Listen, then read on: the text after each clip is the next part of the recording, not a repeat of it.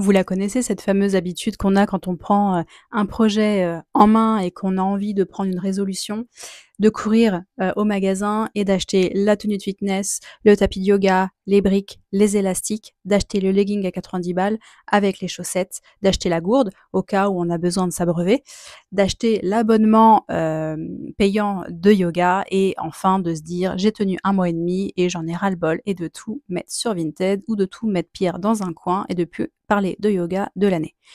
Cet exemple vaut exactement pour, tous les sports, hein. Généralement, quand on veut se mettre à une nouvelle activité ou à une activité comme la musique, on est obligé d'investir et d'aller acheter des choses pour s'entourer. Je crois que c'était la BD Joséphine qui parlait de cette habitude qu'ont, généralement, beaucoup de personnes, hommes et femmes, à, aller dépenser énormément d'argent parce que c'est pour eux, le côté, dopamine et adrénaline d'aller, l'excitation d'aller, dépenser de l'argent pour une nouvelle activité, tout préparer et en fait, il ne nous manque plus qu'une seule chose, c'est la motivation et la constance.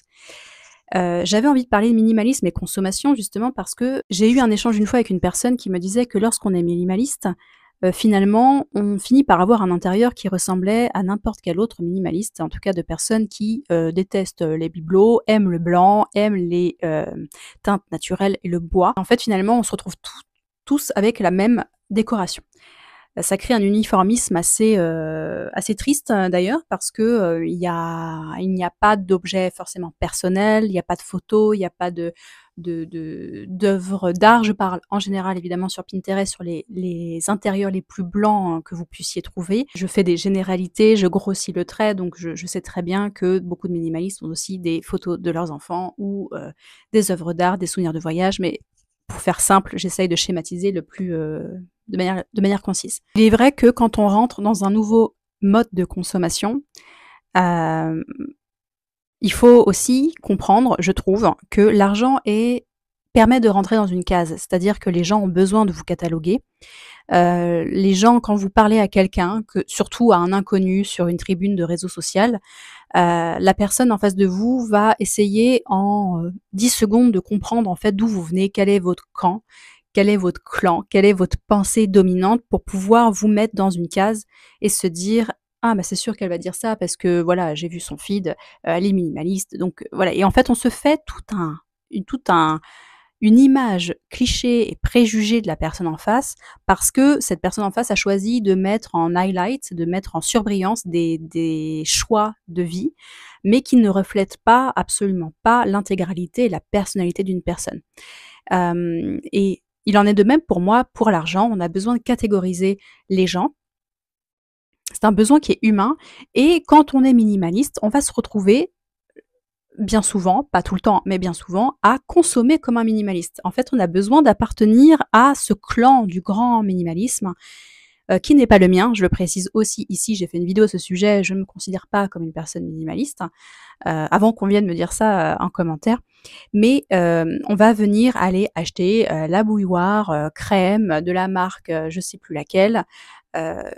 On va aller acheter les petites tasses en grès ou on va aller les chiner en ressourcerie parce que ça revient à la mode. On va aller, chiner les draps blancs en lin, de chez, La Redoute. On va aller acheter des meubles dans les magasins avec, si on peut, une connotation éthique et écologique, qui sera mise en avant et on va finalement dépenser comme les autres parce qu'on a besoin d'appartenir à une catégorie sociale, surtout si c'est un thème qu'on aborde avec les autres, avec ses collègues, avec, je sais pas, un groupe d'amis, pas forcément avec nos proches, mais on a un besoin d'appartenance. Se fait de manière totalement inconsciente et finalement, comment le minimalisme rejoint cet esprit de consommation, alors que ce sont 2 sujets qui sont sur le papier un peu, opposés. Je pense que le minimalisme est plus opposé à la surconsommation qu'à la consommation parce que nous sommes obligés de nous nourrir, nous sommes obligés de nous vêtir. La seule considération à prendre en compte, c'est, combien et comment et combien de fois on doit se nourrir, à quel niveau on doit, investir pour se nourrir et qu'est-ce qu'on doit manger? Est-ce qu'on doit manger beaucoup, pas beaucoup? Est-ce qu'on doit avoir beaucoup de vêtements ou 3 t-shirts? En fait, il y a tout un panel de nuances dans ces considérations de consommation. Et je pense que beaucoup de personnes sont aussi bloquées parce que c'est comme quand vous faites une détox digitale ou quand vous faites une détox de shopping, par exemple. On va en général du tout au rien. C'est assez rare les gens qui arrivent à avoir de la constance et à être raisonnables, et se dire: «Bon, bah, je m'achète un vêtement dans le mois et c'est tout», et beaucoup de gens vont dire: «Bah, je fais un challenge zéro achat, un challenge zéro dépense sur, sur un thème bien particulier que vous aurez choisi et qui, pour vous, a l'impact le plus négatif dans votre mode de consommation». Mais c'est généralement difficile en fait, il y a une culpabilisation qui va s'installer.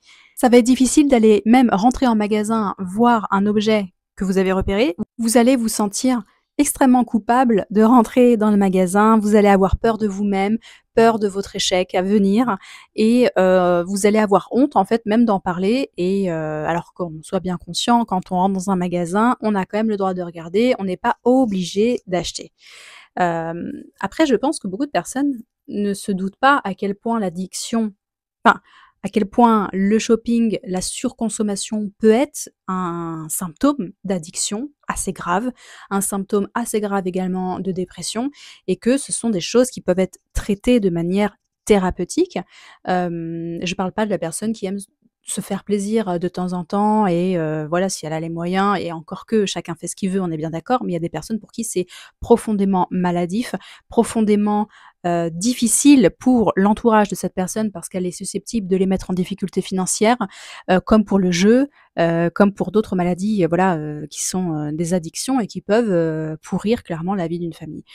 Tout ça pour dire que quand on est minimaliste, on a peur de parler de consommation, alors qu'on ne devrait pas. Le but de quelqu'un qui souhaite se reprendre en main, ou en tout cas changer de discours, changer d'avis, changer de vision sur sa consommation, et c'est toujours beaucoup plus large que ça. C'est comme quand vous allez vous faire masser, vous allez... alors je ne parle pas pour tout le monde, mais quand même, la majorité des gens viennent pour un massage, mais finalement, ils viennent pas que pour ça. Ils viennent pour avoir un moment pour eux, où ils sont seuls, où ils vont, parler, de choses, qui leur fait plaisir avec, la personne en face. Ça va leur permettre d'avoir un moment hors du quotidien et de profiter, de se recentrer. On ne vient jamais quelque part que pour une seule chose. On a des dizaines d'attentes qui sont bien nichées au niveau subconscient, au niveau psychique, et qui vont, peut-être se révéler bien après, ce que vous êtes venu chercher. Donc la consommation, c'est un sujet qui est, assez, bateau, en fait, finalement. C'est un sujet qui est intéressant, au niveau économique et écologique, on est bien d'accord, mais je pense que ce qui conduit les gens à surconsommer autant, c'est aussi, l'ennui, c'est aussi, la déprime, c'est aussi, voilà, le côté, d'être inconfortable dans sa vie. Je pense qu'il y a beaucoup de raisons quand on sonde vraiment les personnes et quand on lit les études sur ce genre de troubles, à quel point ça peut être, enfoui, et à quel point ça peut, démontrer en fait un problème bien plus, z grave que simplement aller acheter une jupe, chez Zara, comme on a, tous fait plus ou moins une fois dans sa vie. Voilà, donc le minimalisme et la consommation, ce sont 2 sujets qui vont ensemble, parce ils montrent qu'une autre réflexion est possible, et que c'est un sujet très intéressant et très ouvert justement sur la vision qu'on a de ces milieux, et vous voyez que c'est toujours assez clivant. Vous avez les minimalistes, ceux qui consomment, vous avez les frugalistes, vous avez ceux qui sont, essentialistes, et en fait, les gens ont besoin de catégoriser sans arrêt les gens pour correspondre à un mouvement, pour correspondre à des tendances aussi, et alors que les mots ont une importance, mais les mots ont aussi beaucoup de nuances et beaucoup de variations. Et c'est ça qui est beau aussi, c'est que on peut avoir envie de parler de quelque chose et finalement on n'a pas compris qu'on voulait parler d'autre chose. Voilà, je vous dis à bientôt, prenez soin de vous.